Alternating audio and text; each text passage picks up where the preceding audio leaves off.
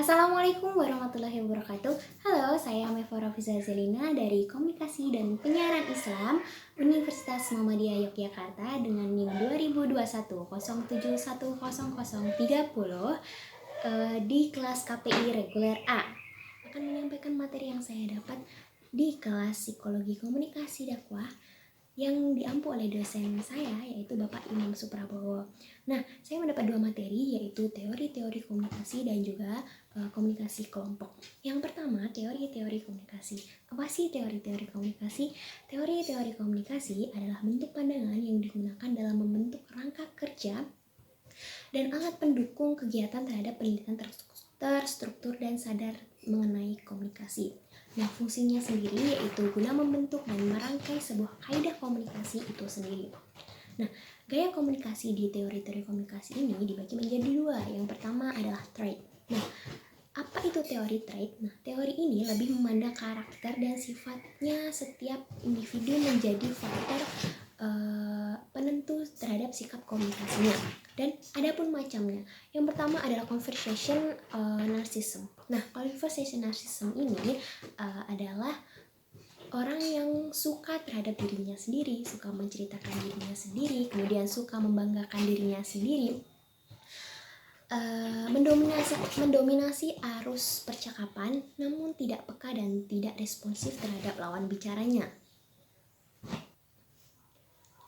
Nah, dan yang kedua adalah argumentatif.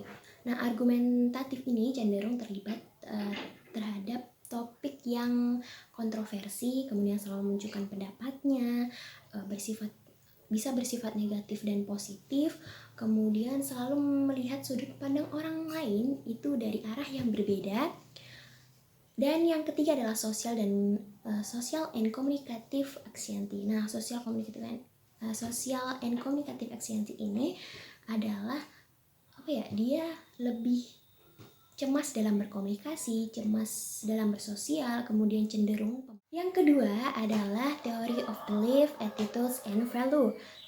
Nah, dalam teori ini manusia memiliki keyakinan, sikap, dan siap terorganisir yang terarah. Nah, yang pertama adalah belief. Nah, belief itu sendiri adalah keyakinan kita terhadap diri kita dan sekitar. Yang kedua adalah attitudes, yaitu suatu sikap manusia yang mengarah pada perilaku tertentu.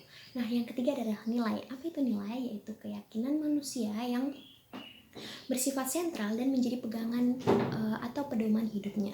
Yang keempat adalah konsep diri. Nah, konsep diri ini ada penilaian terhadap diri sendiri dan menentukan dalam sikap berkomunikasi.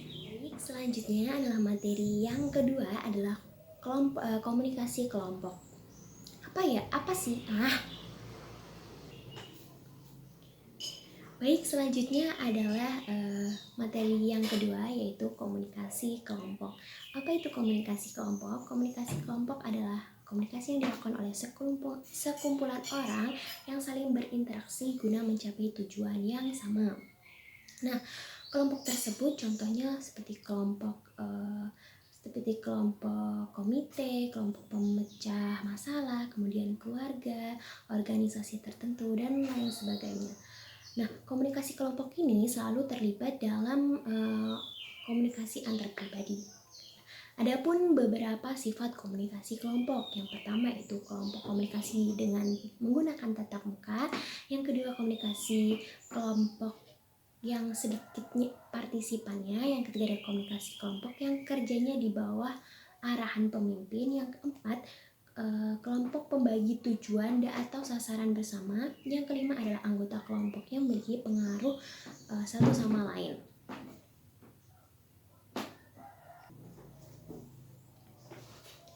Kemudian kelompok dalam komunikasi kelompok tentunya memiliki klasifikasi.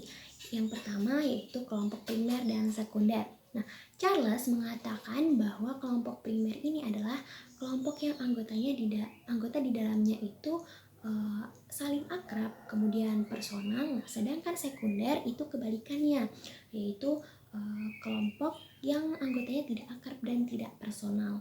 Bisa dikatakan bersifat sedikit dan terbatas.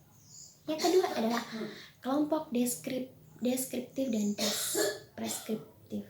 Nah, kelompok deskriptif ini adalah kelompok yang melihat pembentukannya itu secara alamiah dan dibagi menjadi 3, yaitu kelompok tugas, pertemuan, dan juga penyadar.